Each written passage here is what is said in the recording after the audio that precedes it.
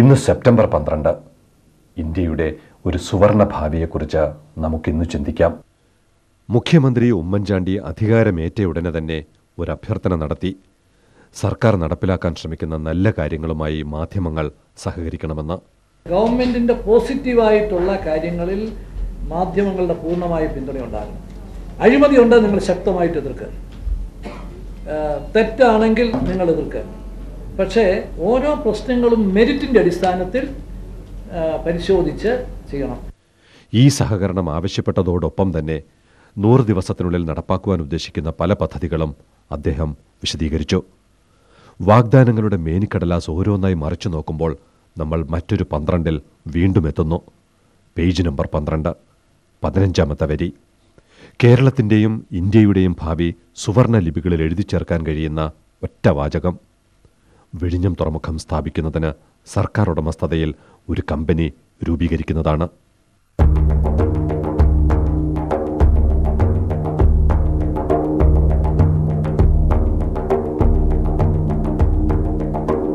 ഈ വാഗ്ദാനം പാലിച്ച് കൃത്യസമയത്ത് നടപ്പാക്കിയാൽ പുതുപ്പള്ളി കരോട്ട് വള്ളക്കാലിൽ തറവാട്ടിലെ കുഞ്ഞൂഞ്ഞിൻ്റെ ചരിത്രത്തിലെ സ്ഥാനം കേവലം 1.5 വർഷത്തെ കേരള മുഖ്യമന്ത്രി എന്നതു മാത്രമായിരിക്കില്ല.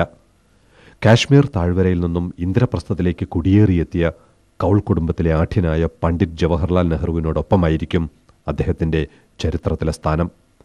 ഒരുപക്ഷെ നെഹ്റുവിനെ പിന്തള്ളി ചരിത്രത്തിലേക്ക് കടന്നു കയറാനും ഉമ്മൻചാണ്ടിക്ക് കഴിഞ്ഞേക്കും. ആധുനിക ഇന്ത്യയുടെ കവാടം തുറന്നിട്ട രാജശില്പി എന്ന പദവി വേണമെങ്കിൽ ഉമ്മൻചാണ്ടിക്ക് സ്വീകരിക്കാം. ഇനി ക്യാമറ കടന്നു പോകുന്നത് ഒരു സ്വപ്ന തീരത്തുകൂടെയാണ്. നിശ്ചയദാർഢ്യമുള്ള ഒരു ഭരണാധികാരിയെ വെല്ലുവിളിയോടെ കാത്തിരിക്കുന്നു കേരളത്തിലെ ഒരു മത്സ്യത്തൊഴിലാളി ഗ്രാമം.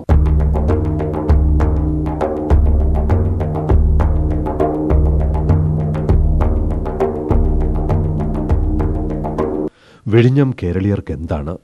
ഒരു ശരാശരി മത്സ്യത്തൊഴിലാളി ഗ്രാമം. അപൂർവമായിട്ടെങ്കിലും വർഗീയ കലാപം പൊട്ടിപ്പുറപ്പെടുന്ന ഒരു പ്രദേശം.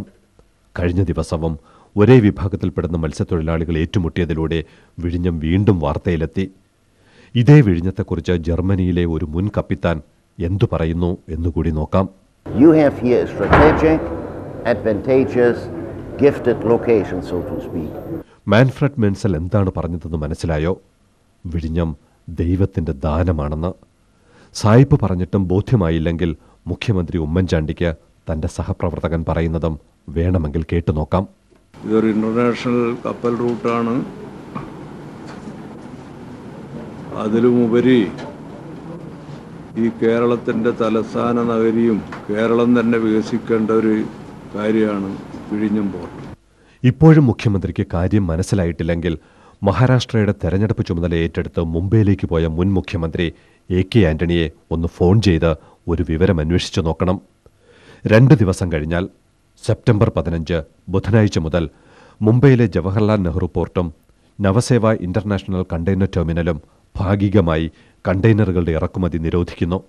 കാരണം പോർട്ടിനകത്ത് 9,000-ഓളം കണ്ടെയ്നറുകൾ പുറത്തിറക്കാൻ കഴിയാത്ത വിധം കെട്ടിക്കിടക്കുന്നു.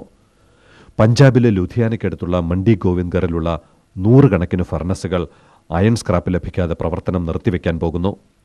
2010 60 മില്യൺ ടൺ എന്ന ഇന്ത്യയുടെ സ്റ്റീൽ ഉൽപ്പാദന ലക്ഷ്യം തന്നെ ചിലപ്പോൾ കേരള മുഖ്യമന്ത്രിയുടെ തീരുമാനത്തെ ആശ്രയിച്ചായിരിക്കും മുന്നോട്ട് പോവുക. ഇവിടെയാണ് ഉമ്മൻചാണ്ടിക്ക് പണ്ഡിറ്റ് നെഹ്റുവിൻ്റെ തോളോടൊപ്പം വളരാൻ അവസരം കൈവരുന്നത്.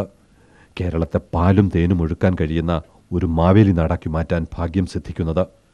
ഉമ്മൻചാണ്ടിക്ക് അങ്ങനെ ഒരു ആഗ്രഹം ഉണ്ടെങ്കിലും ഇല്ലെങ്കിലും അദ്ദേഹത്തിൻ്റെ ഭാര്യ മറിയാമ്മ അത്തരത്തിലൊരു സ്വപ്നം മനസ്സിൽ സൂക്ഷിക്കുന്നു. എനിക്ക് എൻ്റെ കേരളത്തെക്കുറിച്ചൊരു വലിയ സ്വപ്നമുണ്ട്. മാവേലി നാടുവാണെന്ന് ആ കാലത്തെ മനുഷ്യരെല്ലാവരും ആമോദത്തോടെ വസിച്ചിരുന്ന കള്ളവും ചതവും ഇല്ലാത്തൊരു അപ്പോൾ കേരളത്തെക്കുറിച്ച് വലിയൊരു സ്വപ്നം എനിക്കുണ്ട്, എൻ്റെ കുഞ്ഞുങ്ങൾക്കുണ്ട്. മുഖ്യമന്ത്രിയുടെ ഭാര്യ മറിയാമ്മ ഉമ്മൻചാണ്ടിയുടെ സ്വകാര്യ സ്വപ്നം സാക്ഷാത്കരിക്കുവാൻ ഒരു മാർഗമുണ്ട്. അതാണ് വിഴിഞ്ഞം അന്താരാഷ്ട്ര ട്രാൻസ്ഷിപ്മെന്റ് ഹബ്ബ്.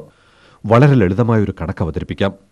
2002-2003 ഇന്ത്യ മഹാരാജ്യം 33 ലക്ഷം കണ്ടെയ്നറുകൾ കൈകാര്യം ചെയ്തു. ഒരു കണ്ടെയ്നർ എന്നാൽ യൂറോപ്യൻ നിലവാരമനുസരിച്ച് തന്നെ പോർട്ടിനകത്തും പുറത്തുമായി 3 തൊഴിലവസരങ്ങൾ സൃഷ്ടിക്കുമെന്ന് മാൻഫ്രഡ് മെൻസൽ നമ്മോട് പറയുന്നു. It will create a nucleus for employment opportunities. It will create a nucleus and a reason for being there of additional industries, port supporting industries, one job in a container terminal is prompting 3 jobs ashore, outside the port, and in a secondary employment rate is another 3. In other words, whatever employment we create here in Vizhinjam port will be multiplied by 7 so that you can see the scope of the economic advantage of having it here. European നിലവാരം 3 തൊഴിലവസരമാണെങ്കിൽ Indian നിലവാരമനുസരിച്ച് അത് ഇരട്ടിയെങ്കിലുമാകും.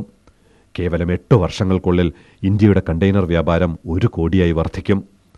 കേരളത്തിൻ്റെ തൊഴിലില്ലായ്മ പൂർണ്ണമായി പരിഹരിക്കാൻ കഴിയുന്ന ഒരു ജാലവിദ്യ വിഴിഞ്ഞത്തിനുണ്ട്.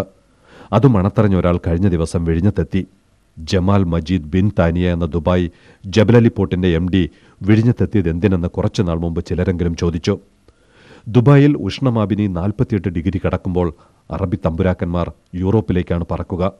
പക്ഷേ Jamal Majeed വിഴിഞ്ഞത്ത് വരാനാണ് ആഗ്രഹിച്ചത്. കാരണം എന്തായിരിക്കും? ഇന്ത്യയുടെ സ്വന്തം കാർഗോയുടെ ഈ സമ്പന്നത തന്നെയാണ് ജമാൽ മജീദിനെ വിഴിഞ്ഞത്തേക്ക് ആകർഷിച്ചത്. ഈ കാർഗോയുടെ ഒരു ഏകദേശ ചിത്രം പുതിയ കൊമേഴ്സ് മന്ത്രി കമൽനാഥ് കഴിഞ്ഞ ദിവസം അവതരിപ്പിച്ചു.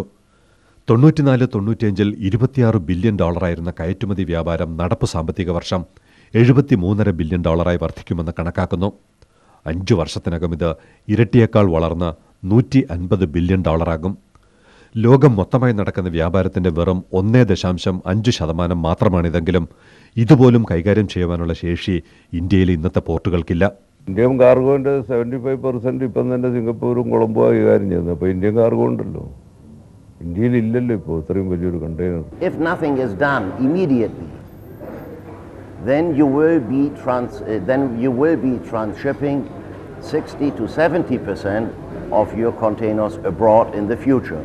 ഇന്ത്യയുടെ 70% ചരക്കും ഇപ്പോൾ സിംഗപ്പൂർ, കൊളംബോ, ദുബായ്